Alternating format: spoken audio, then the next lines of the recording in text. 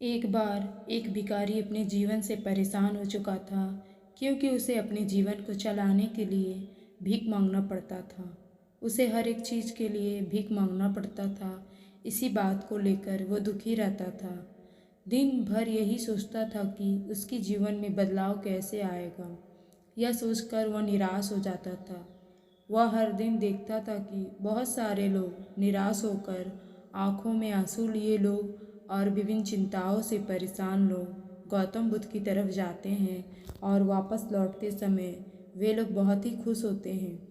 वह भिखारी यह समझ नहीं पा रहा था कि गौतम बुद्ध उनके साथ ऐसा क्या करते हैं कि वे बेहद खुश हो जाते हैं। वापस लौटते हुए लोग के हाथों में ना तो ढेर सारे पैसे, ना ही सोने चांदी, तो फिर ऐसा क्या होता था कि लोग बुद्ध के पास लौटते समय इतने खुश होते हैं। यह सब सोचकर भिखारी भी निर्णय लिया कि वह भी महात्मा बुद्ध के पास जाएगा और देखेगा कि ऐसा वहाँ क्या हो रहा है कि दुखी लोग उनके पास जाकर खुश हो जाते हैं। वह बुद्ध से मिलने के लिए उनके पास चल पड़े। जहाँ बुद्ध मौजूद थे वहाँ पर लंबी कतार लगी हुई थी, तो वह भिखारी भी कतार में लग गया।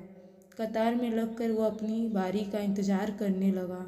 देखते ही देखते उसकी बारी आई और उसने बुद्ध से कहा, बुद्ध, मैं बहुत ही गरीब हूँ, मेरे पास कुछ भी नहीं है। मुझे अपना जीवन चलाने के लिए दूसरों से भीख मांगनी पड़ती है।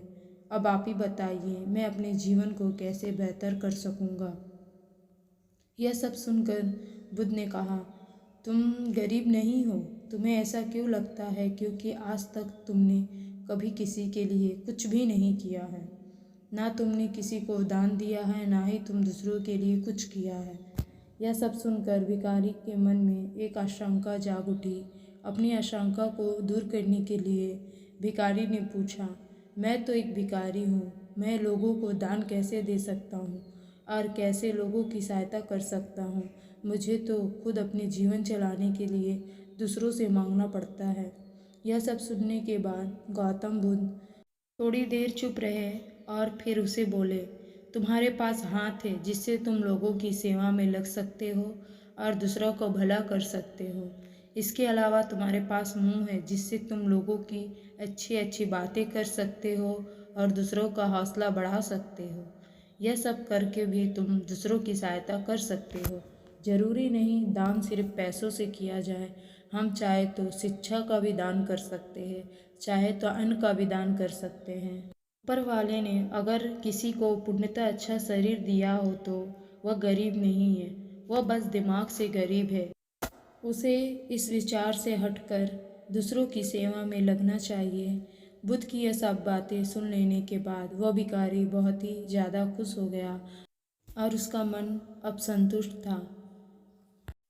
हम सब इस बात को चिंतित में समय बर्बाद करते हैं। हम गरीब हैं, लेकिन यह सत्य नहीं। सत्य तो यह है कि जब तक हमारा शरीर पूरी तरह से बेहतर है तो हम उसका उपयोग करके आगे बढ़ सकते हैं और खुद के जीवन को बेहतर बना सकते हैं। अगर कोई व्यक्ति सिर्फ अपनी गरीबी पे ध्यान दे और उसे बदलने की कोशिश ना करे तो वह मूर्ख है।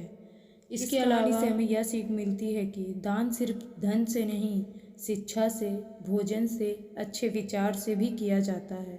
अगर आपके पास धन नहीं है तो आप शिक्षा का दान कर सकते हैं या फिर आप दूसरों के लिए अच्छे विचारों का भी दान कर सकते हैं। इससे समाज बेहतर होता है।